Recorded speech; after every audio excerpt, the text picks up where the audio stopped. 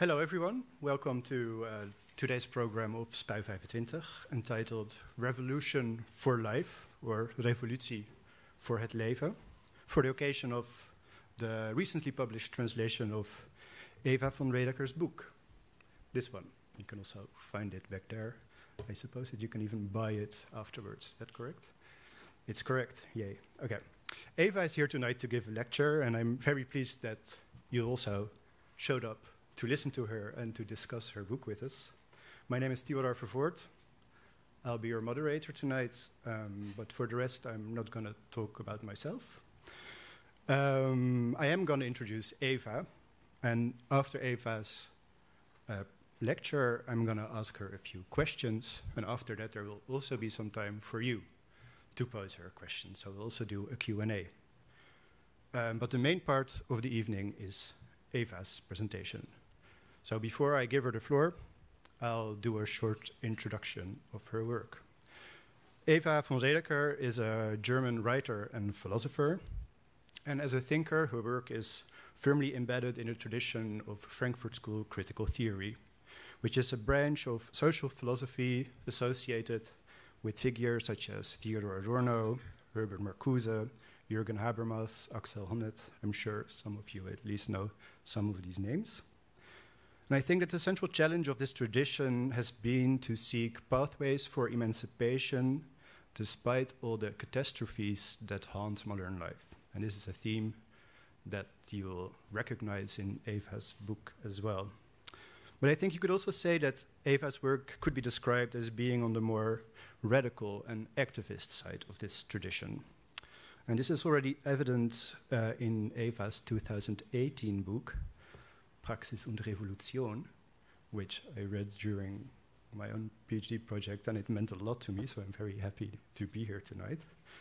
And in this book, which is also translated to English if you don't read German, which is developed out of Eva's PhD thesis, Eva reclaims this allegedly archaic word, revolution, and redefines it to forms of politics that might be less visible and less event-based. Well, this may all come as a surprise to people familiar with the tradition of Frankfurt School critical theory. Theodor Adorno, for instance, suggested that history missed its rendezvous with revolution, and the next generations of critical theorists focused on more institutionalized forms of politics. So not much revolution there. But Eva counters these assessments by arguing that the social transformation typical of revolutions shouldn't be seen as a once-in-a-lifetime event. Revolutions are an ongoing process that take place in the nooks, the cracks, and the interstices of society. And by pointing to these ongoing practices, these ongoing acts of revolution in our everyday life, Eva makes an even more convincing analysis of what is wrong in our contemporary world. Because by arguing what is wrong and only what is wrong, we don't find much hope. But by arguing that in between all that is wrong, there is moments of resistance, we get a picture that provides us the material to deal with what we're facing, both theoretically and practically. In that sense, Practice and Revolution is a special book, at least to me. Although it's an academic work, it doesn't read as such. It tells a story, it creates new insights into forms of political action, it combines philosophical concepts with a writing style that is persuasive and hopeful. And I think this is even more the case with Revolutie voor leven, the recently translated and published book. In this book, Eva relates her account of revolution to an understanding of life as that needs to be saved, regenerated, and nurtured. And so this is not an abstract philosophical exercise.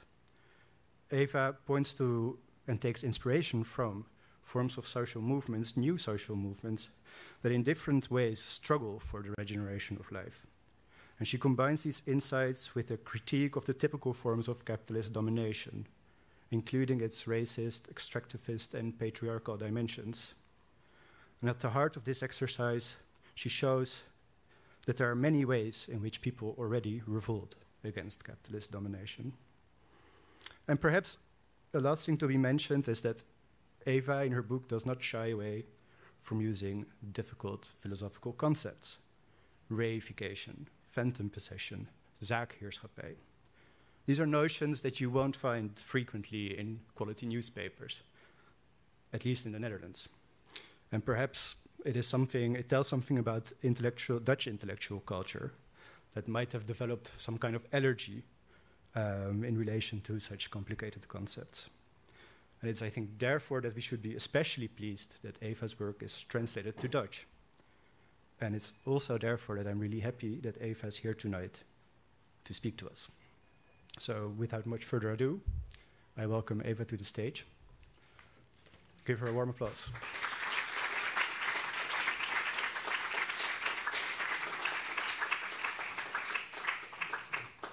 Wow, thank you, Tivadar. That was such an embarrassingly friendly and humbling introduction. I'll just pretend it was about someone else, otherwise I would be too shy to speak. Thank you very much for coming. I really appreciate that curiosity, and I hope I'll do justice to it. I'll talk for about a good half hour. Let me see. And I'll talk about the two things that I do in the book, which is suggest an interpretation about social movements and also argue for a particular analysis of, oh, thank you so much for dealing with the technology, a particular account of capitalism that is, that I think brings some new ingredients to critical theory or to our understanding of capitalism. And I will also tonight do a third thing, which is I will try to push the concepts that I bring to the table a bit further to maybe speak more about our current moment. I mean, I hope this does too, but in specifically drawing out what the analysis of authoritarianism or perhaps even fascism is that you could build on top of that theory. So that will be the last thing. I hope I get there. So I'll actually start with what comes second in the book, which is the account of the movements. In critical theory, or I think generally, if you're a materialist, you have to work with what is there. So the ideal, like even the world that isn't there yet and that we hope to see, it has to somehow be connected to some energies or forces or actors or practices that are already in the world. That's why I think it is so important to look at actually existing movements. It's not to tell them what to do, you know, it's sort of the other way around. They do their stuff, there is activism, and then the slow philosopher observes it and gives a reading of it or says, oh, I think what you're doing is this, and then of course they can say, go shut up, like, who do you think you are? That's fine, but that's the sort of reflection process. And the account that I then develop in that book, it starts from a really simple, you might even say banal observation, which is that around, so starting sort of 2013, maybe then the next decade, I was writing in 2019-20, a lot of social movements were mobilizing around a rhetoric of life. It came up in very many different contexts. So some that I discuss in the book at length is, for instance, Black Lives Matter. I mean, the biggest social movement in post-war US, had more people on the street than the Vietnam, like in '68 demonstrations. It's really it's a remarkable mobilization when Trump was president last time, as he is again now. And they start mobilizing around that term of life, like Black Lives Matter. That's a core vocab there. And another mass movement at the time, the Latin American, especially Argentinian feminism, often kind of organized under the banner of Ni Una Menos, also has their whole trajectory is around this notion of life. Like, we want ourselves alive. It's a mobilization against femicides for life, or one of their main slogans is living we desire ourselves, and the life comes up there. Then the biggest in the US environmental indigenous activism, the Standing Rock protests against the pipeline, themselves called were called like their own way of naming themselves was water protectors, and their main slogan was "Water is life." So again, you have that rhetorics of life. And likewise, the climate activism, which had a big surge in 2019 in Germany and in other European places, has, of course, this figure of life being at stake. So they are mobilizing against extinction for the continuation of planetary life. So, okay, so everyone's talking about life. That's not, nothing might follow from that. You could even say that this is a sign of how lost our resistance is, who can be against life? That's the kind of the most basic thing to ask for. It's not specific enough. Maybe we should ask for socialism, solidarity, or something richer. But actually, the more I looked at how those movements articulated their claim to life, it was so rich. And actually, everything like solidarity and justice and connectedness was in their articulation of the concept of life. So I got more and more convinced that we are actually faced with a new type of movement, with a sort of wave of activism that is really characterized by this appeal to life, and that you could maybe distinguish from, the sort of socialist revolutionary drive 100 years earlier, or even 150 years earlier, that mobilized around redistribution and reappropriation, and then a kind of new, this is now a kind of North-centric account. Obviously, you have decolonization in between, which is kind of for national sovereignty and decolonization. But then you have the civil rights movements, which are organized around equal rights and access to human rights protection for oppressed minorities. And somehow it seems to me that those movements we're dealing with now are of a new sort. They're neither the continuation of the new left civil rights mobilization, nor are they a sort of old school socialism. And that's, of course, what they're often reproached for, that they're not properly anti-capitalist, or that they're just particularists, that, yes, they might all speak of life, but they only mean their own life. So some people care about black lives, some people care about women's lives, some people somehow care about the ice bears and penguins, that's the environmental activists, but it's not a shared horizon, and it's not a materialist or socialist horizon, is what the critics would say. And then, of course, the way to discard those movements is to just call them identity politics that are only concerned with sort of one group issue. And you might even say, well, your group issue is important, but it's just your group issue. That's something else than a revolutionary movement that has a kind of universal horizon, or at least a horizon that eventually means all. And what I offer in the book, as it were, is a different way to read those movements, not as identity politics, but as a certain type of materialist, even anti-capitalist politics, but that functions differently from kind of classical Marxist ideas of class struggle.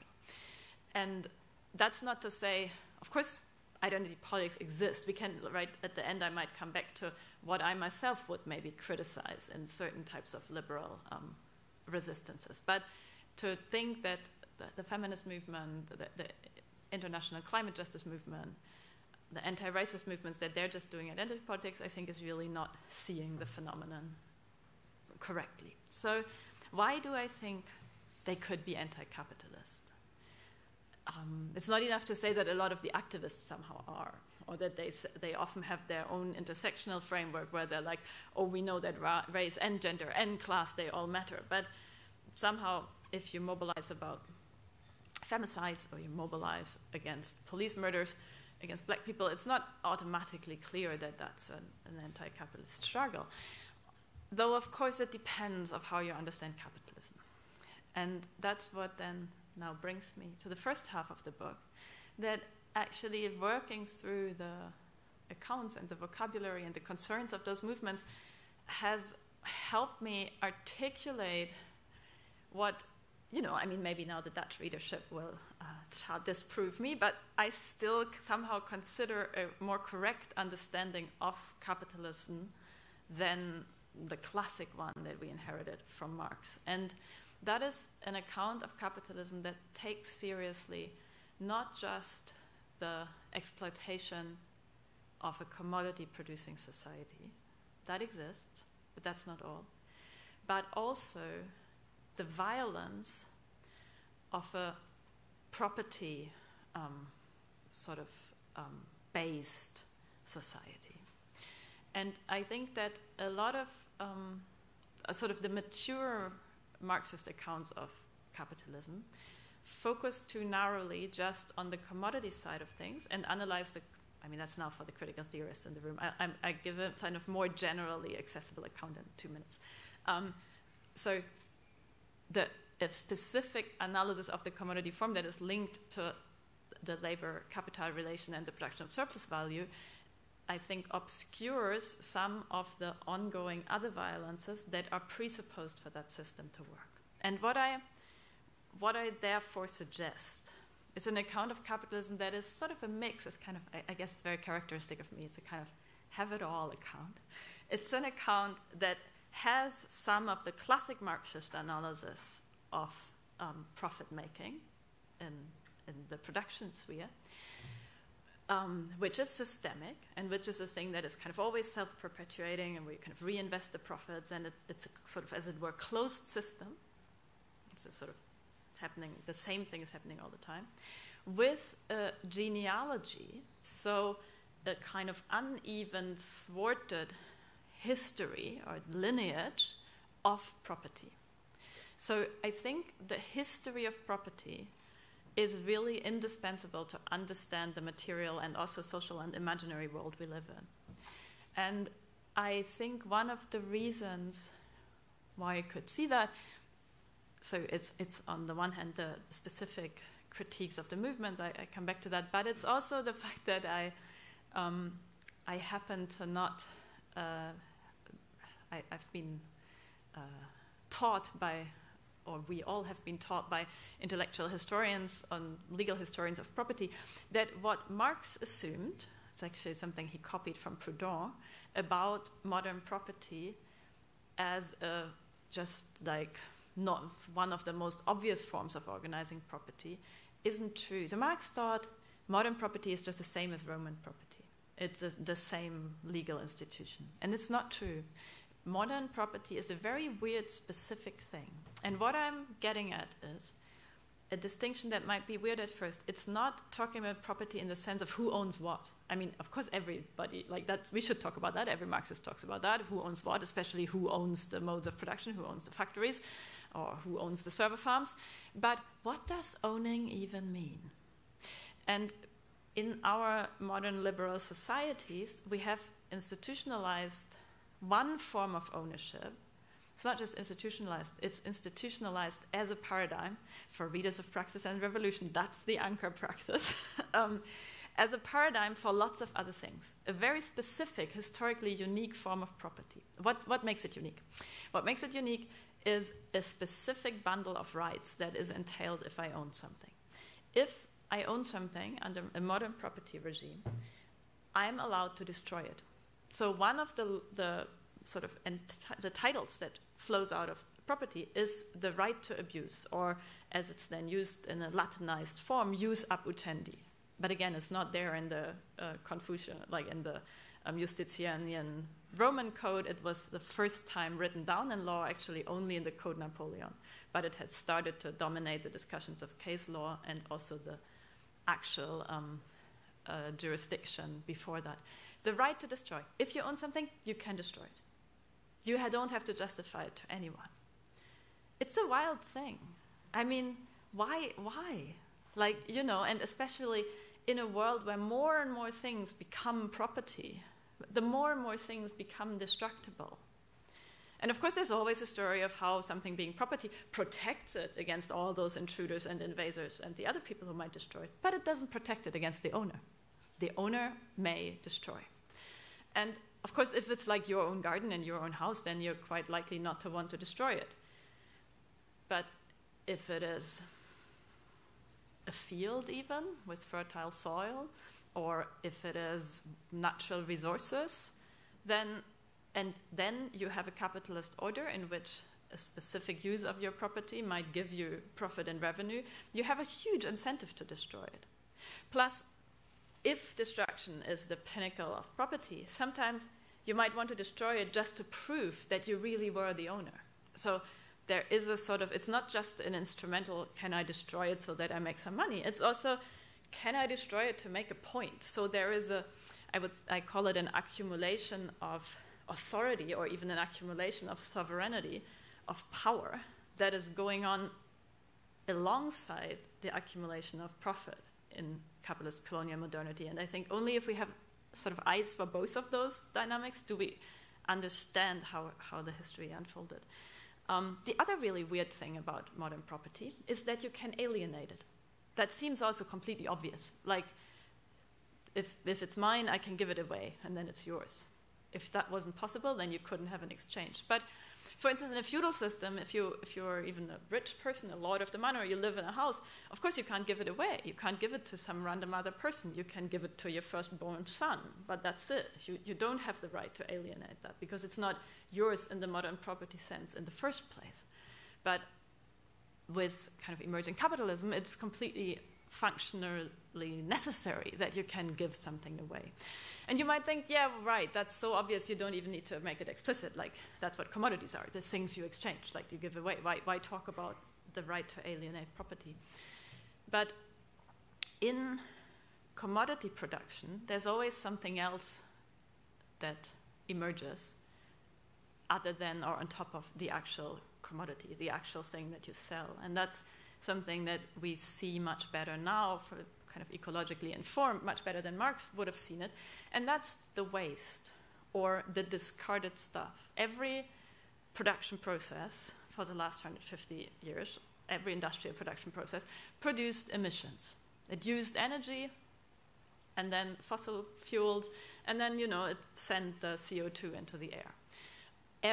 Every production process has some kind of industrial waste that goes, into the rivers, or just stays at the site, or even gets elaborately recycled. But there is some stuff that is discarded at the same time as something valuable is produced. And it's actually also really wild that you can just do that you can treat it as if, oh, no, it's not mine anymore. I mean, I sometimes make the example, if I live with you and I leave a completely, rotten T-shirt on the sofa, and you say, if I tidy up your stuff, like tidy up that stinking T-shirt, then I can't be like, oh, Tivadar, it's a gift, it's yours now. Like, you'll be like, whom are you fooling, right? But that's what industrial production has done systematically. And that's again for the Marx nerds in the room. I have the very heretic opinion that value, surplus value, only emerges because of the nullification or the declaring valueless of some aspects, or some material aspects in the labor process. Not because labor was invested, as Marx would say, but because something else was declared null or non-valuable. Can something be a commodity? And so I think that would be an account of value that also accounts somewhat for financial capitalism, where you have the rating of some, like the speculative valuation of something is always against the background of sort of discounting something else. Okay, so let me summarize this, what I've just said. I sometimes say it's my cookie cutter theory of capitalism. So what capitalism does is two cuts through life. I'll come to what I mean by life in a second. Capitalism it only functions if those two cuts can be continually made. But they also are made in contexts that are not fully capitalist. So you can also make those cuts in a colonial setting where it's state violence. You can make them in a fascist state violence setting. So they're not exclusive to capitalism, but capitalism relies on the two cuts. What's the form of the two cuts? The first cut, that's the cookie cutter, is the cut of property, where you need to sort of cut something out of all its environment. So things don't come into the world as property. Almost nothing does. I mean, maybe an apple that you can pick up from the ground is sort of already easily propertized and changed. But you know, for a piece of land to be property, lots of stuff has to be done. You have to define how deep in the ground is a property. You might maybe need to make a fence. You need to draw a map that delineates it. Like, you need to decide what to do with a deer that runs over it. Lots of things need to be done for something to be property in the first place. And this process I call propertization, and especially if it's becoming property in that modern sense, where property means you can do with it whatever you want, you can abuse it, you can treat it as though it were dead, then it's a very elaborate, demanding process, that propertization. It needs violence and measurements and lots of things. So that's the first cut, the cut that delineates property. And then there's a second cut, and that's the cut I'm now just repeating what I just said. That's the cut of the commodity. That's the cut that sort of splits the property, the object, the propertized object, into that which has value and that which is declared null and nothing. You could say it's a cut between two types of surplus. Surplus as surplus value, profit, and surplus as the debris, the waste, the stuff that is, you know, left over and you don't know what to do with and you just discard. So those two cuts are necessary for capitalism, and they're kind of offered or brought to it from the specifics of the modern property form. Of course, that's now a schematic account, right? I mean, every historian here would be like, my God, Eva, this is like, how dare you? Of course, the actual history is one of infinite kind of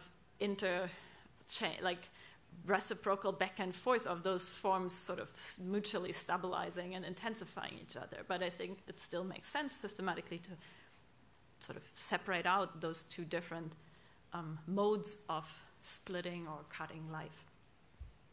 Okay, why life? Like, what's life? Now it creeps back in this weird romantic notion. In the book, and also somewhat in my later work, I've come to think of the kind of broadest category. I think life is, in a way, the broadest category of that which gets propertized and commodified. Of course, you can pick much smaller items. You can just talk of resources, or you can even talk of, you know, aspects of human life that get propertized. So labor power, it needs to be propertized. You need to have a fantasy of people owning themselves in order to be able to sell their time as labor or as wage.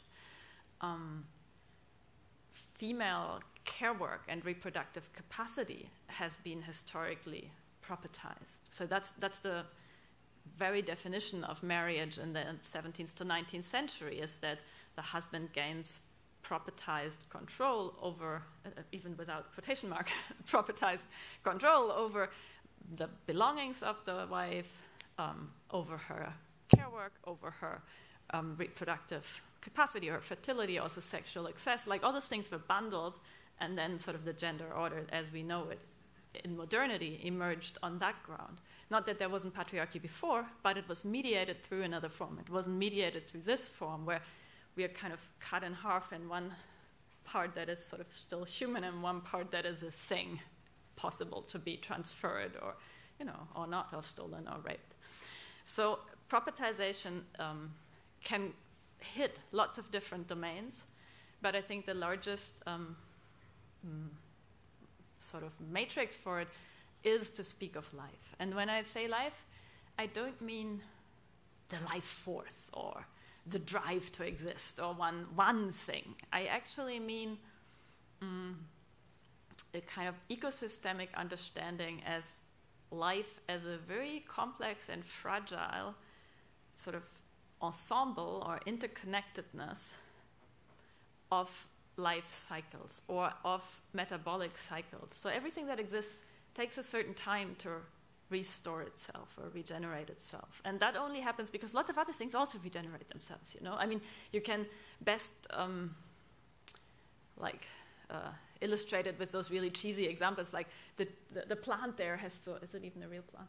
It has to produce oxygen for me to be able to breathe, and I need to produce, we all are doing pretty well, I think, right now, in producing carbon dioxide for the plant to take it in and build its cells. So life is only happening because lots of those metabolic interconnections exist. And we've learned now that they are quite fragile and that they are very complex, and that even if you look at a very small ecosystem, it, at the end of the day, depends on planetary weather systems and, the atmosphere doing what it does and the sun doing what it does. And you have a kind of manifold complexity and interconnectedness. And what, as it were, in my account, capitalism does is it cuts through life in the way of sort of isolating property, taking it out of context, making it movable, and splitting goods into that which is kind of circulated as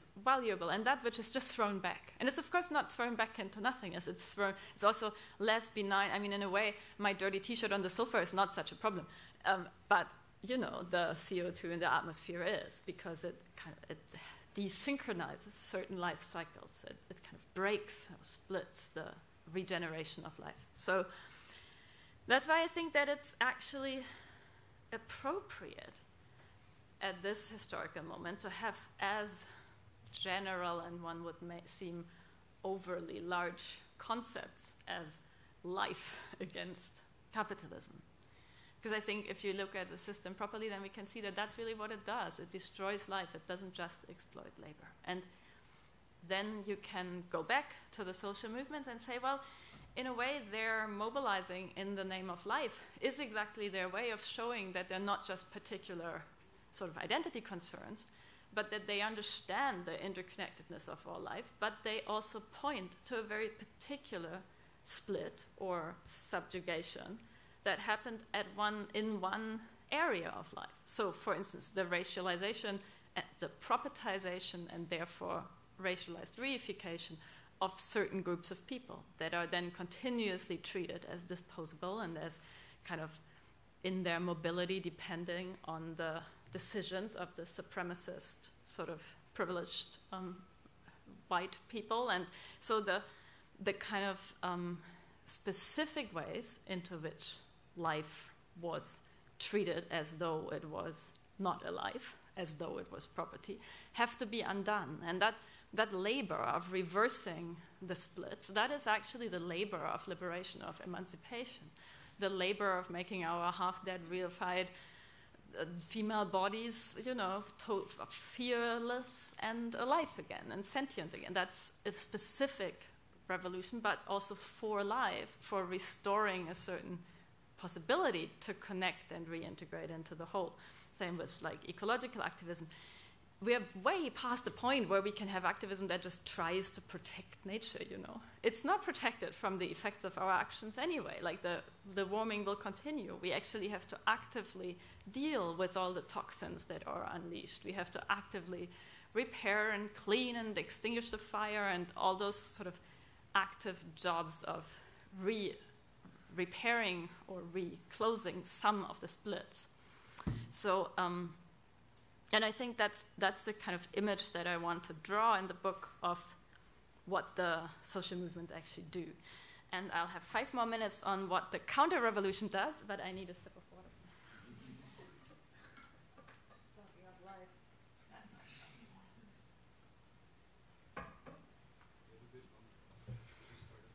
Yeah, but also you'll be tired, I'll be tired.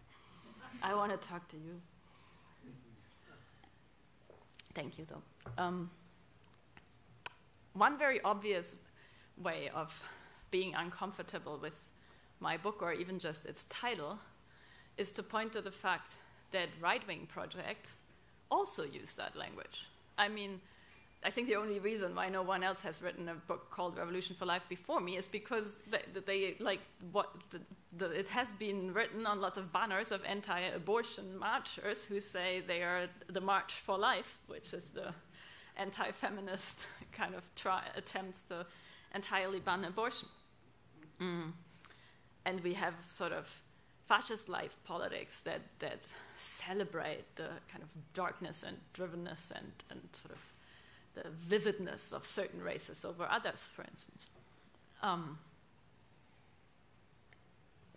In a way, life sounds not reflexive and conscious enough to be an emancipatory category. It actually seems like a kind of irrational force that is much better, used in certain right-wing politics. But I think if we look at how they articulate their claims, it is surprising how easy it is to tell apart the emancipatory from the reactionary politics of life. Because, to stick with the example of abortion, if you have a right-wing politics of life, it always affirms the propertization. It always comes actually one step later. It says yes to the reproduction of the woman not being something she lives and controls, but for it to be something that is kind of an object owned by someone else. So you assume a certain kind of propertization, and then you say, oh, and it should stay that way. Same with right-wing ecological discourses. They think, well, this beautiful area here, the nature reserve, it belongs to this type of people, and the other people are polluting it, and so, we make a fence, or we defend the fence that is already there, and we affirm the ownership distribution, and those who are the real owners, they get something, and those who seem like odd owners or non-owners, they should be kept out, or they should be discarded. I can actually only speak about the German farmers' protests, not yours, very well, but with the German ones, I can speak about it a lot if you want me to. There, again, you have a protest that actually, it's not about how can we safeguard that there can still be agriculture on fertile soil in 10 and 50 years. It's about how can we reaffirm the property claim of certain figures that are the epitome of the legitimate sovereign owner. Like, we don't have, like, no fantasy of an owner is kind of more entrenched than that of the white farmer, that's he who owns. When, of course, in actual reality, they don't own anything because they have so many debts because they were told by some lobbyists to build an even bigger stable, and they needed to pay off their big machines, and they're actually sort of desperate on the level. They're also, some of them, making a lot of money, but there is a kind of actual real insecurity about the property, the security of the property. Plus, they, of course, sense that they have more floods and more droughts, and there's less of a sort of safe title to the land.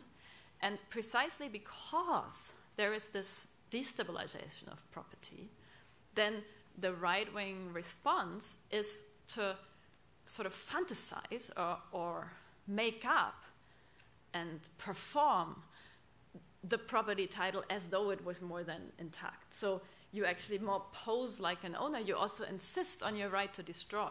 And then if some silly green party has one little regulation, then you're like, no, I am allowed to put more nitrogen on my field. Like, I'm allowed to destroy it. That's how I feel my freedom. That's how I perform my ownership. And if you don't let me do that, then suddenly I'm not sure I'm an owner anymore. When, actually, the insecurity about the ownership comes from lots of other things. It comes from the debts with the bank. So what I'm trying to articulate now is that the struggle that we have at present is not the struggle that I kind of broadly sketched about the 19th century, where you have, marriage contracts that institutionalize real property in women's lives, and where we have chattel slavery that institutes real, legitimate, in that legal system, property over other bodies, othered black bodies. But we have an order where the very emancipation, in the liberal sense, from those arrangements, and emancipation itself carried out in the name of property, because that's what the liberal emancipation is. It means now women also own themselves. We are all self-owners now. Those emancipations, they're not directly challenged, but on a kind of, I think we get there, probably it's just a bit down the road, but you know, even a modern incel culture, so the most fervent anti-feminists, they don't just say, oh, let's go back to the 19th century where we have this kind of ownership like marriage contract. They say, oh, we have equal rights. Yes, women should have some right. That's what distinguishes us from those, you know, other cultures that are not civilized. But I have the entitlement that some woman would serve me. I have the entitlement to have access to them. And it's all fine as long as, you know, she does what I want. But in the moment where, for instance, women seek divorce or have another affair, so in the moment where the property fantasy is challenged, then suddenly you have the resort, not as you would in the 19th century, to a law and a legal court that would say, oh yeah, right, she should go back to you because marriage cannot be dissolved. No, you have a shortcut resort to violence. And then you have a femicide. And I think that's a kind of, that's an extreme case of a reaffirmation of this ownership title, precisely because it's precarious and precisely because the law is not on your side with that. Then you prove that she was your wife by killing her, because that proves you were the owner. If you were the one who could destroy her, then apparently it was your title. So, I mean, this is very dark, but I think one doesn't understand contemporary violence and also how quickly in allegedly free and equal and liberal societies we go from all those achievements to really scary, bloody violence. And that's, of course, also the case with this sort of vigilante violence against migrants. So, I mean, in the area in Germany where I live, people try to set, I mean, in the area where I live, that we don't have those group sleeping quarters or homes for migrants anymore because it's so obvious that they would be set on fire. You know, it's not even, you just know you can't build it that way because there would always be a group of neo-Nazis torching that house. So from an allegedly equal society, you have this shortcut to the aspiration of some people who are like, oh, I should control who moves in this street. I'm the white owner of the space. I should have control over those bodies. Why can they move without my assent? Why do they actually live? Why don't they act like dead objects, which is how I see them, that you could put in shelves? And I mean, that's what the camps, the system at the borders is, where you actually shelve people as if they were things. The prisons are, they're kind of places to re-propertize certain populations. So, and then there is this sort of resort to direct violence and to lynching or to pogrom-type violence that we see in the midst of our also in some ways very progressive societies that are fighting for more and more elaborate forms of self-ownership and equal ownership, where sort of at the same time you have those backlashes. So I think, so to wrap up, now I used the 5 minutes you gave me. What I call this in the book is not the, I just heard you say it, Sachherrschaft, the actual legalized dominion, but it's phantom possession. It's a reaction to a perceived amputation or lack, where there once was property, there once was something I could control, there once was a subjected or oppressed object or person that now has been officially liberated. So there is nothing, there is no object, and yet there is the urge to control. And that's like phantom pain. I think that's phantom possession is a better word for what we otherwise often as lefties call privilege. I think privilege is a misleading term. It's a feudal term. And also it sounds like it would be great if we just abolished it. But I mean, then we would still be in an atomized, competitive, ecologically ruinous society. It's not. But phantom possession shows that there is this sort of overshoot entitlement that at the same time is hollow. And that's what makes it so vicious, because they, in some sense, they know they're unstable. So I think contemporary authoritarian politics are always defenses of phantom possession. They always seek one such arena of phantom possession. Some are very obvious, like gender and race. Some can also be made up, like, you know, the subsidized fuel of farmers, like very specific things that suddenly get reinvented as a sacred entitlement to ownership and as the pinnacle of freedom. So if you touch that, you touch my core property. So I'm allowed to violently lash back. And what authoritarianism does, it kind of promises to contain those objects. It promises to kind of stop, feminism gone rampant, or it promises to build the wall to stop immigration. And it promises this kind of to build an infrastructure, even with like things that seem so banal, like gendered language or something. Authoritarianism promises to build an infrastructure that upholds this sort of fantasy of the phantom owners that they have a certain control.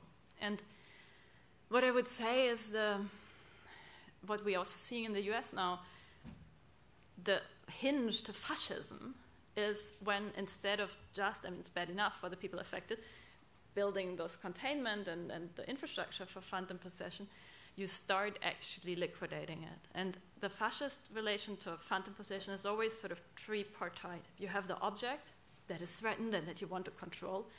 And then you have the abject, the kind of thief or the demonic force or the kind of creeping corroder that is threatening your phantom possession. And then you have something like, the great replacement theory where the white population, which is kind of your fantasy of that you should own and control, is sort of by some dark force, sometimes it's feminists, sometimes it's the Jews, is kind of attacked and they bring in the foreigners.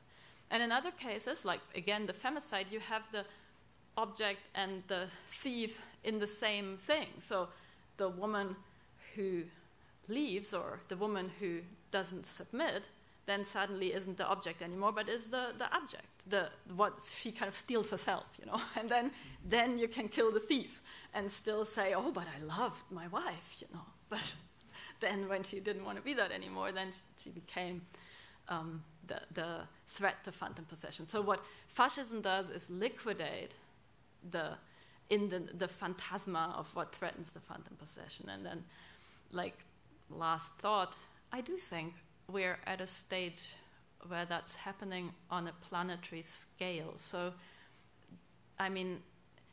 it's easy to kind of point to the madness of some of the Trump and tech bro politics where, and I'm going to just do it for a second, where their fantasy is actually one of discarding the whole of Earth.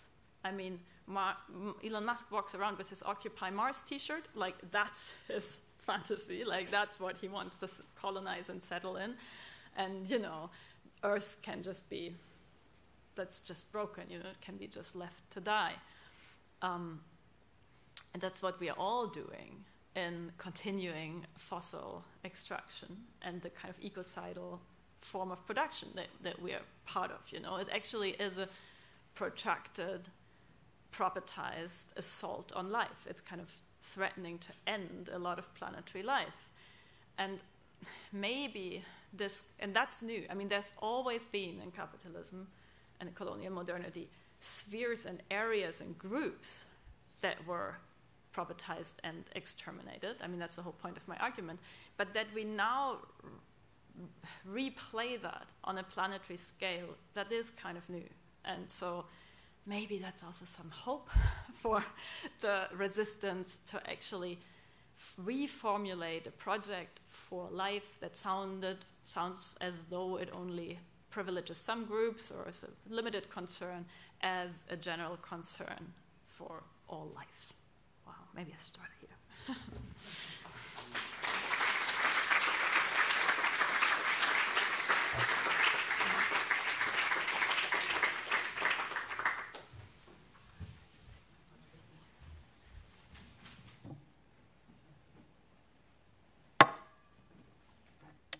So thank you very much, Eva, for this very rich lecture with some very dark elements towards the end, but then a bit of hope as the final whistle. And I think we should delve a bit deeper into that hope part in our conversation. And actually, for my first question, maybe we could go back to the beginning of your story, where you said that as a materialist, you work with what you find out there. And indeed, you work with the social movements you find out there, and you mentioned Una Manuels, and you discussed them quite lengthily in your book. And there, at a certain moment, you also quote from Veronica Gago, who you describe as an organic intellectual, right? So that's a term that comes from Antonio Gramsci, a kind of intellectual that is part of the movement and is the intellectual for that movement as well. And I wanted to push you a bit on this subject, the relation of the intellectual to the social movement, right? Especially in the tradition of critical theory, this relation sometimes has been a bit complicated. Theodor Adorno famously disliked the student movement in Germany. Well, and called the police on them. So he didn't seem to be willing to work with the material in that case that was provided to him. And I really like that you are explicitly doing so. And I'm wondering how you see your role in relation to these kinds of social movements. Because indeed, I guess that your position is a bit different than the one of the organic intellectual when it comes to some of these social movements, maybe not all, I don't know, maybe you can tell us about that. But also, perhaps it depends a bit on the current state of the world, and indeed this globalization of certain forms of domination. And perhaps as a last bit, something that I found really interesting is that just before the last German elections, there was this very big group, hundreds of intellectuals who explicitly endorsed Die Linke, a political party, which is something that you don't see often, right? That even left-wing academics would explicitly leave their ivory tower of objectivity and neutrality, would say, no, we need to show partisanship with, in this case, a party, because the crises are so omnipresent. So, given this entire landscape, how do you see the role of the intellectual, or perhaps your role of the intellectual? Yeah, so one thing about that endorsement that is important to know is that the question was whether they would at all get into the parliament. So I think it's a very different question when you actually have the chance to endorse something that will be in power. And I think there are situations where, like some of my colleagues in Mexico, they were so glad about Claudia Sheinbaum winning there, you know. And of course, she's not the revolution for life, but given the political landscape, I also understand why you would endorse somebody like her. But endorsing the Democratic Socialist Party, the only party that was still defending asylum rights, that would at least, well, not even semi-quarter decent on Palestine in Germany, was like, it just seemed so crucial that they would get into the parliament, which they did. Yes, you see, I don't know about I think, that's of course an illusion, but I think, just as you said, everything is already there. Also, everything I figure out about the movements is just me catching up with the way that what they already know. And I don't think there's much that I have to teach there. I do think that, I sometimes make jokes that I actually write for the mothers, you know, and also fathers. Like I know several of my former students who had reading groups with their parents of the most. So I actually find that great. Like that's the way that it works. I also genuinely feel my work is probably not radical enough to really be the thing that informs the movements. But if it's the thing that makes some part of the demos not want the police to shoot those people, which a lot of people now want, then, or at least jail, but also shoot, then I've done my job, that's all. But I want to say something because you said neutrality, objectivity. It is so important to me that they're not the same thing. And critical theory in the Frankfurt School tradition has tried, also in many ways that I don't find ultimately convincing, but the aspiration I do, has tried to elaborate why you can have partisanship that has an objective truth value, where it's not that you just take a side, like you take a side for one football team or the other, but that you learn something about the world, and that's true knowledge. And on that basis, you then see that some projects are right and others are wrong. And I mean, in a very, I mean, I think it's still not, there's lots more one would need to say, but just working out the story about how propertized violence is destroying planetary life and turning social relations into relations of domination and abandonment, like, that's not I think it's true. And if somebody convinces me that it's not true, then I have to change my allegiances, you know? I'm not endorsing that because I think, that's cool to be on that side. I didn't grow up even a feminist. Like, a lot of stuff I just came to see as true. And then I think it would be intellectually kind of lacking in integrity to just give that up to seem neutral, you know? That's not objectivity. Objectivity is to constantly, like, be sort of testing and challenging whether what you've considered true so far holds true, given the way that the world develops and given everything you can learn from different standpoints. And then you change. And that's the other thing that, so Adorno and Horkheimer say in the preface to the Dialectic of Enlightenment that truth has a temporal core. So it's possible, like, in different moments, different things are true. But that doesn't mean that there is no truth. It just means that you need to kind of constantly understand whether the truth you hold is actually the truth of this moment. And that's the work we're doing. So, yeah, maybe that helps to situate it a bit. I really don't want to dissociate myself from activism in the sense of, I'm more neutral than them. No. But, you know, activists do a lot of work that I don't do. I mean, you know, I sit at my desk and read books. That's all So I think it would be presumptuous to claim that I'm an activist. I mean, I'm not in the police van, mostly. That's indeed a very clear answer, that although there are organic intellectuals, there is still also a certain role for the intellectual to indeed do this translation exercise of all the truths, perhaps, that the social movements have already found out. Perhaps we should also talk about capitalism. I think that much has become clear from your story. And in a way, you redefine capitalism beyond the traditional Marxist story, capitalism as a mode of production, capitalism that exploits labor. You explain that capitalism is actually something, a system that in some way governs, dominates life, right?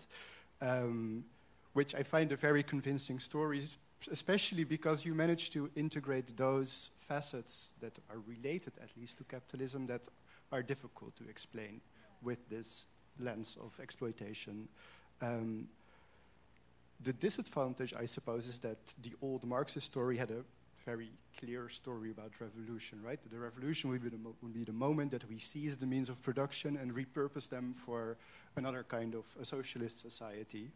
But when capitalism also has to do with the phantom possession you describe and with these sedimented attitudes that a lot of people seem to still carry with them, then what implications does that have for revolution? I mean, you provide beautiful examples of revolutions for life where people oppose those attitudes, but how do we change the ones that prefer to intensify the cuts rather than abolishing them? I know that that's a very difficult question. No, of course. I mean, I'm bringing it upon myself. Of course, you're very right to ask that. There's so much to say, so I wonder what to pick. So, I think it's important to see that the Marxist story, maybe as a story, was simple, but I mean, already Marx almost lost his mind in anger, seeing how history didn't conform with what he hoped it would do. And this process of the working class to become conscious of what Marx, and I mean, I thought rightly, saw as its interest, it never happened. Like, even in Russia, the process was very different, and the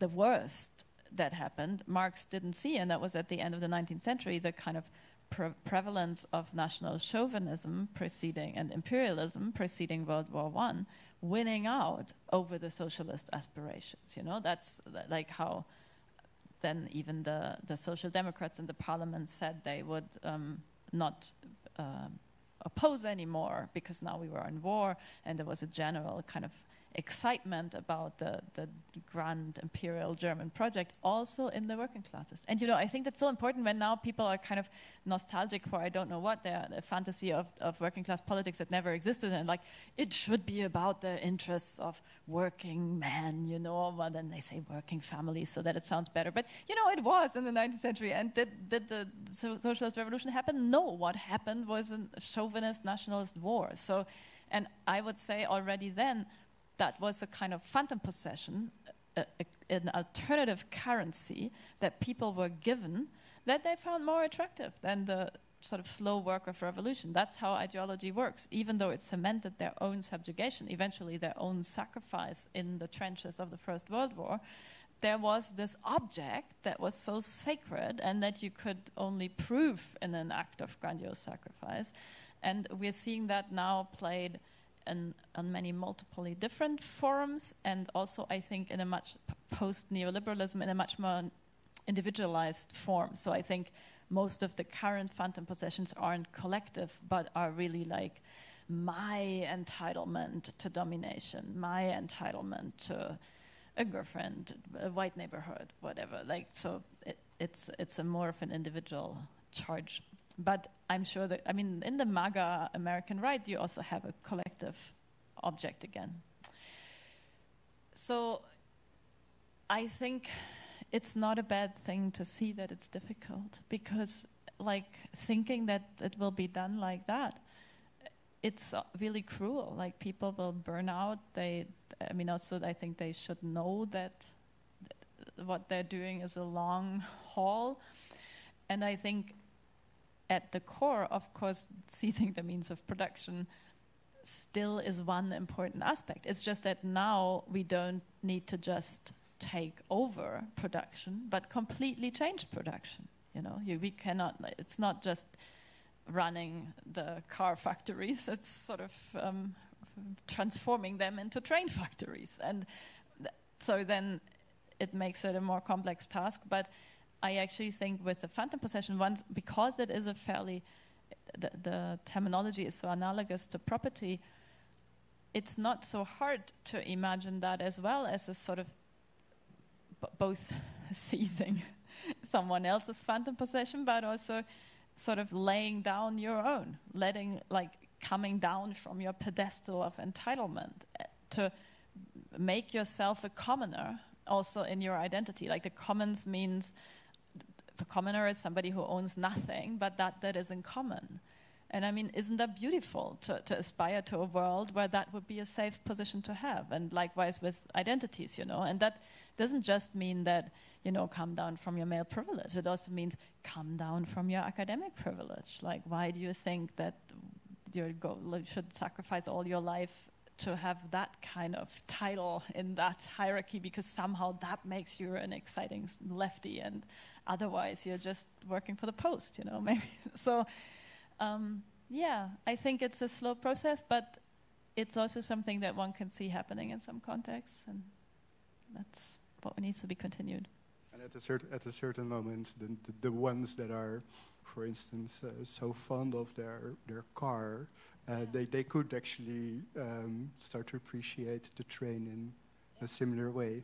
Yeah, there would be a whole talk on the car as the phantom possession, and also both. I mean, there's a propertization where the car comes to stand for your freedom, and then there's a weaponization, because we see more and more of those deadly attacks by cars also on demonstrators. You know, I mean, in Germany, on the demonstrators who actually stop the traffic, but also generally driving into left-wing demonstrations. It's such a symbol for everything. And, you know, it's great to have a new car that it's fast. I mean, there's a certain joy in it, but I think we can cultivate better joys. There's also a certain joy in new trains.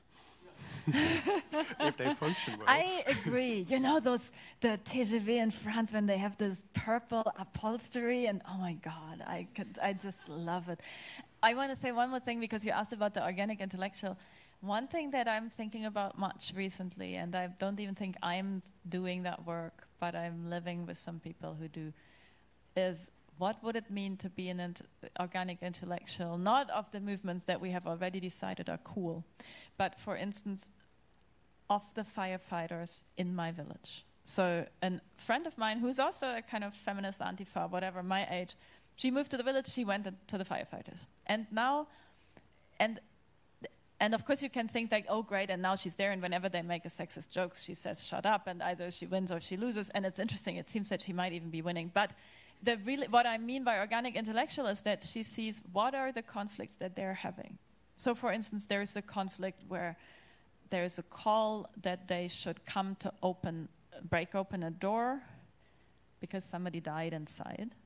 And then that's a firefighter's job. And then there is one firefighter who's done that a few years back in another village and found a rotten corpse and was really traumatized by it. And he said, no, I can't respond to the call.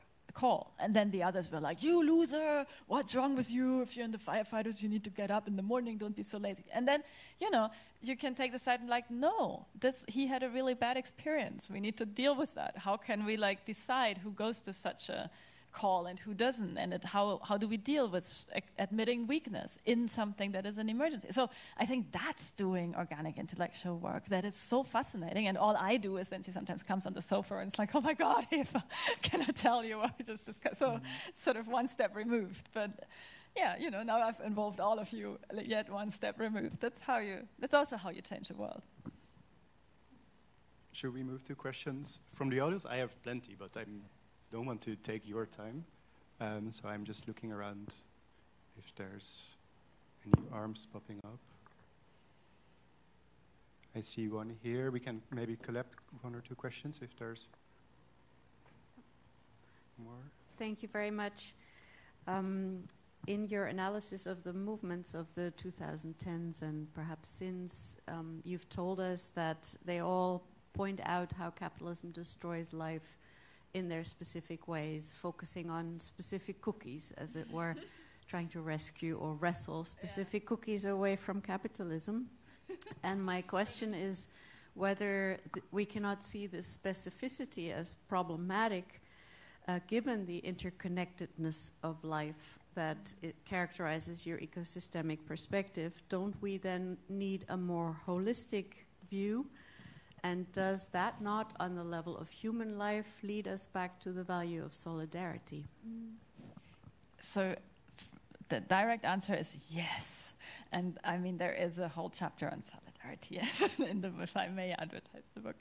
But I think the way that I would draw the line is to say it depends what they do with the cookies. So it depends on whether you say, this is all needed from the dough of life, as it were, and I specifically start my struggle with that aspect of life that was most brutally sort of cut off. So, for instance, the people who need rescuing most at this moment, then you start, now it would be Gaza, you're like, we have to stop this now.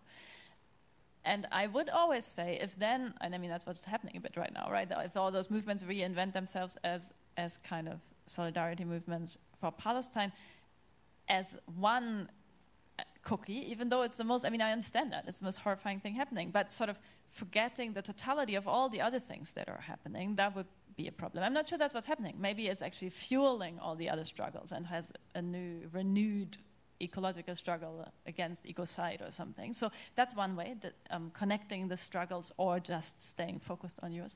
And then there is another one that I think pertains much more to kind of Western liberal struggles. Do you protect or articulate your claims themselves in a liberal property register? So I think there is such a thing as progressive phantom possession.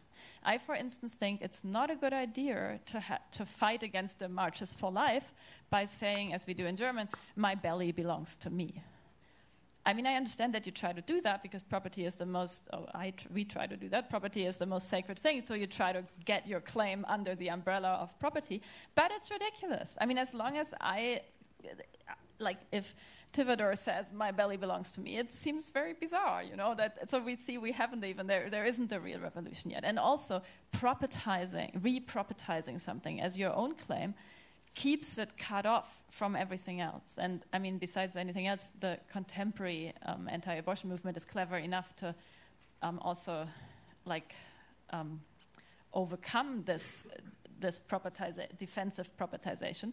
I mean, for instance, Meloni, she doesn't say, the unborn was given by God. She says, yeah, sure, it's your belly, but unfortunately, the next abortion clinic is 5,000 kilometers away. If you don't have 10,000 euro for the trip and can take off time from work, then you're not going to have an abortion. And also, yes, your belly belongs to you, but you know what? The embryo belongs to itself, and just because you own a garden, you can't shoot a kid in it. So then you have, again, the kind of counter-propertization that makes you lose your claim. And I mean, there's a very difficult debate that I would also have with, I think there's even a branch of trans activism that treats pronouns too much as trademarks and not as the solidarity, as a material praxis that we owe to each other. So I'm totally, obviously I use everyone's pronouns. I also think that trans identities are full, female identities if they're trans feminine, or masculine if they're trans masculine, obviously, but there is a certain because those lives are so endangered and so threatened and so demonized and targeted right now. I mean, it's one of the major phantasms of the new fascism that I laid out at the end. Then it's so obvious that you resort to this property logic where it's I just draw my boundary around my name and my pronoun, and then it's a kind of cookie that isn't part of the life struggle. Whereas I think actually trans politics, it's about everything. That's the revolution for life. It kind of shows how we all have to actually allow each other to change, to become the bodies and the persons we actually are meant to be. Nobody is human yet, according to Marx, So that's a great way to have a general struggle. But it's a cookie or it's the whole bakery. That was a wonderful question. Thank you. Any other questions from the audience? Or I'm currently working at the university in Wallonia, and their sessions tend to take 3 hours without a break. So I'm only warming up, but maybe. That's exactly what they do in Frankfurt schools, the curricular theory. Yeah. Every week we have a 3 hours colloquium. I see your finger there. It would be nice if we could keep the questions short, though, because otherwise I think the answers should be shorter. I'm not going to police you. Thank you very much for your presentation. I'm still thinking about your introduction on property at the beginning of your talk. And property consisted, sorry, I'm not sure, but I can keep this very short. But for you, property consisted of two important things, the right to destroy it and the right to alienate it, right? And I was playing devil's advocate in my head to say, well, why call it destruction and not simply consumption? Why do you want to call it this? And if I am a capitalist, why would I not simply say that I'm consuming whatever I own? And the same thing is also maybe playing with your T-shirt example, which was, I think, exemplifying the alienation part. Yeah. Why is that not simply a gift to your partner? Oh, it is, yeah. And so who determines when particular activities are bad activities or destructive or forms of alienation, and how to make these distinctions? Yeah, great. Of course, the easy answer would be to say, democratic decision. But I do think that there are ontological arguments of saying, who has responsibility for this thing? How was this thing brought about? What, in the terminology of the new book, I would say, what time went into it and what time will it use up further on in its life? So, I mean, the T-shirt will just take Tivadar's time to carry it away. That's a bit of an assault, but it won't take the breathing ability of future generations. So that's another level. But I love your devil's advocate question. So you see, that's actually how, so the interstice in which the definition of property as tied to jus abutendi, to the right to destroy, emerged was the poverty debates between the Franciscans and the popery in the 13th century. Agamben writes a lot about it. And the Franciscans tried to not have any rights and any property. And the Pope rightly saw that as a huge challenge because he had a lot of property and the church had a lot of property.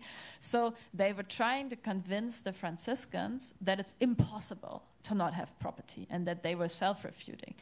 And they said, oh, but the donkey eats... The Pope said, you have property because if you consume your food, you've made it unconsumable for anyone else. So they tied property to consumption. And then the Franciscans said, well, but so does the donkey. He doesn't have rights. And then the Pope was like, yes, but he's a donkey. You're humans. You know what you're doing. So then you are taking that right. Anyway, so indeed, consumption and destruction are very closely linked. But I would say in my examples, it's actually not so hard to point out the difference between consumption where you actually do use it up, a perishable resource, or destruction where you, without an instrumental use or with a profit motive and not a use motive, terminate a resource that could go on forever. So Franciscans, for instance, like modern day fructarians, they're those people who are even more extreme than vegans. Vegans, of course, are very sensible, who only eat fruit that falls from the tree already. Then you consume with minimal violence. Whereas if you consume apples that are grown in northern Italy in a way that ends all the insect and bird population there, that's not necessary. Like, you could eat apples without destroying the birds and the insects, but you decide not to. So I think you're consuming the apple, but you're destroying the birds and the insects. That's not consumption, it's something else. And also the capitalist precisely doesn't consume the object because then you couldn't alienate it anymore. I mean, if I consume it, I can't sell it. So that's why I think I can differentiate it from consumption, but I mean, it's always easy now. I have the last word. I'm sure you could speak back, and then we go back and forth on it. Since you said devil's advocate, the obvious devil's advocate argument is also to say, like, what you say property entails destruction. I mean, have you seen the building code? Like, I can't even cut down the tree in my own front garden. I can't, like, my house is listed, like here in Amsterdam, I'm sure there are 1,000 things you cannot do with your own house. But the fact that those need to be made explicit, I would say, point to the default assumption that absent regulations, you can do what you want. So I think that's how I would deal with that devil's advocate argument. But of course, it's far too broad. I mean, somebody would need to sit down and do but I don't know when. Instead, I'm touring in Amsterdam, to actually write down the exact genealogy of property in many different locales, because of course it's far too generic to just say modern property entails destructibility. I think it's true, but there are many more things, and how property was coded changed in many different places in relation to different objects. So it's lots more work to do, but I stick with the claim that it has a vast impact on our social relations and on the whole organization of society. I see one other question. I think this should be perhaps our last round. One more from you as well. One more from me? I don't want people to fall asleep, but I would love to. But let's first start with you, and then we'll see if we still thank you. It's a very energy. inspiring talk.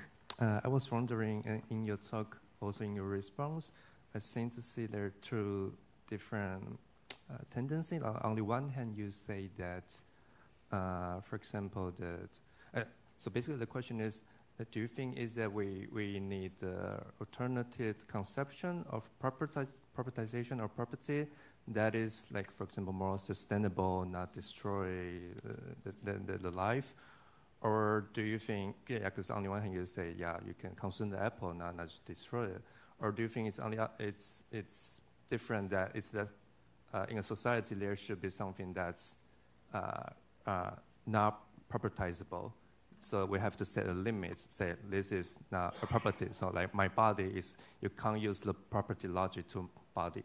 But on the other hand, you seem to suggest that, we can imagine a more sustainable conception of property. So since you have two different ideas here, can you elaborate more? Yes, that's a very good observation. It's true that in my critique, some of property, and you very rightly saw, I don't even want to abolish it.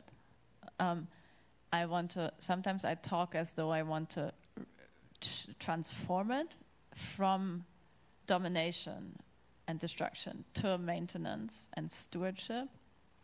And sometimes I talk as though I think it should be shrunk back so that some things, so often I say it's a revolution is depropertization of everything propertized. Not such a great slogan, but I think it's sort of correct. Then you want to move beyond property. And I think my answer is not so sophisticated. I just want to have both. And I think it depends on the objects and the resources. And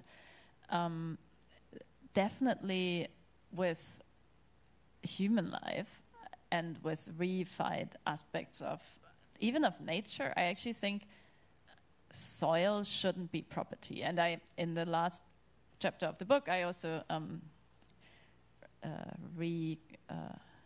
just recapitulate some indigenous critiques of propertization, where the whole point is not that you stole our property, but you made something into property that wasn't property, and then you also stole it, or thereby you stole it. So, and destroyed it. So I think with, maybe my theory is with everything that is alive, it should be depropertized, and with everything that isn't alive, it should be maintained.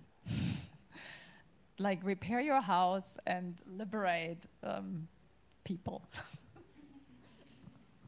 I am so tempted to wrap up with that beautiful phrase, but because you asked me to, I'll ask one more question, perhaps because the word revolution is on the screen. We should end with talking a bit more about revolution, and then you're free to have drinks. After the revolution, that is. The revolution for life. In your book, you seem to point towards two kinds of examples when it comes to revolutions of minds. And you've discussed the first, namely these new social movements that in one way or another are a revolution for life, Black Lives Matter, Nieuwe Menos. But you also seem to refer to perhaps smaller scale, everyday,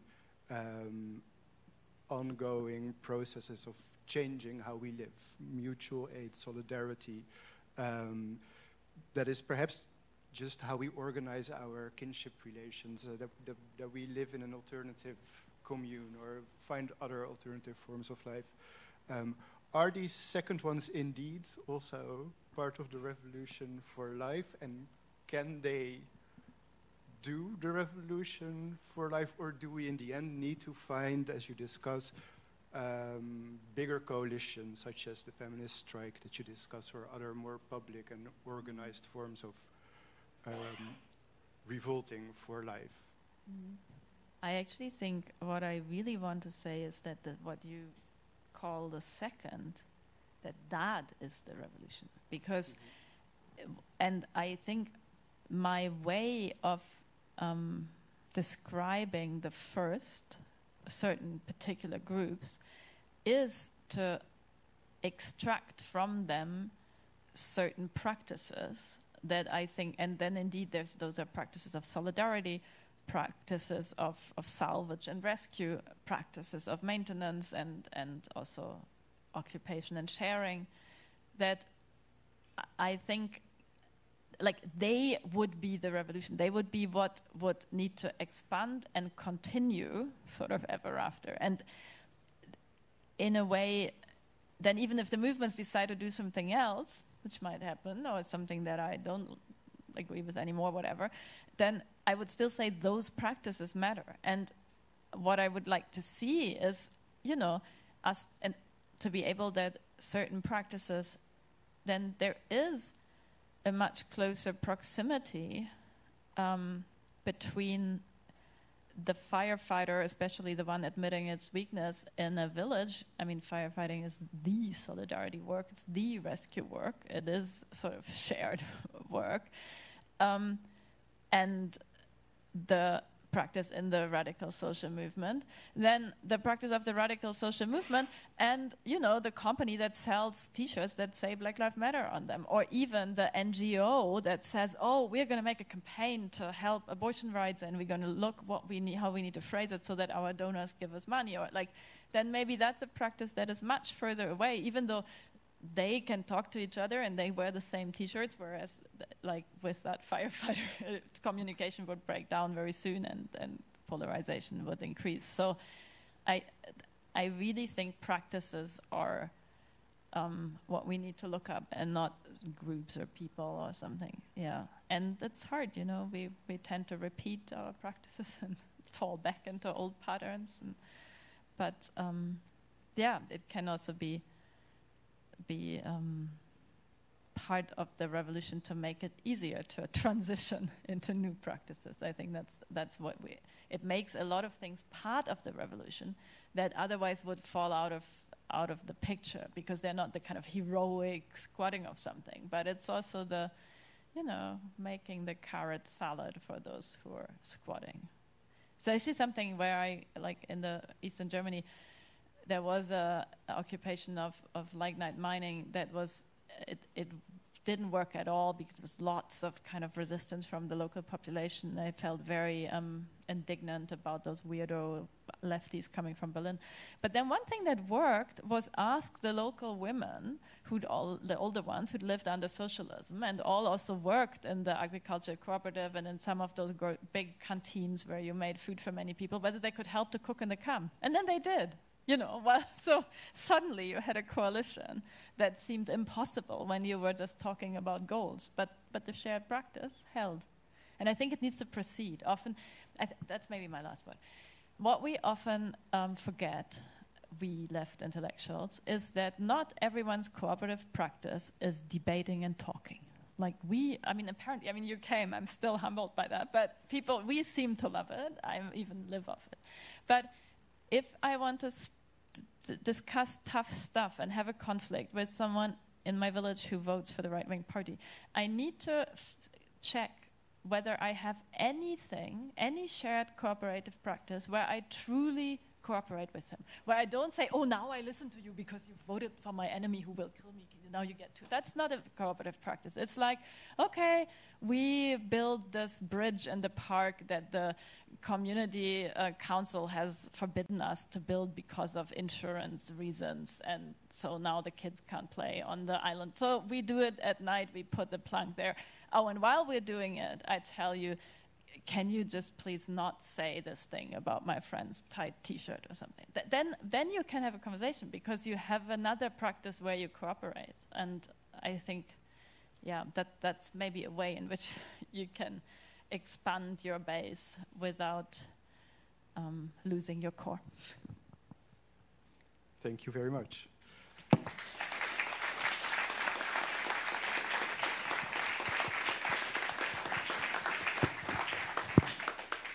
And thank you for attending. If you want to see and hear more of Eva, that's possible, because tomorrow she'll be at the Nacht van de Filosofie, is that correct? And then on Sunday she will give the Frederik van Ede lecture at the ISVW in Leusden. Or you could read her book, which is beautifully translated by Peter Heiser and Jan Sietsma. You can even buy it in the back. And there's plenty of time to discuss here with drinks. So great if you stay, but you're also welcome to go. Thank you very much for attending. Thank you, Tivadar.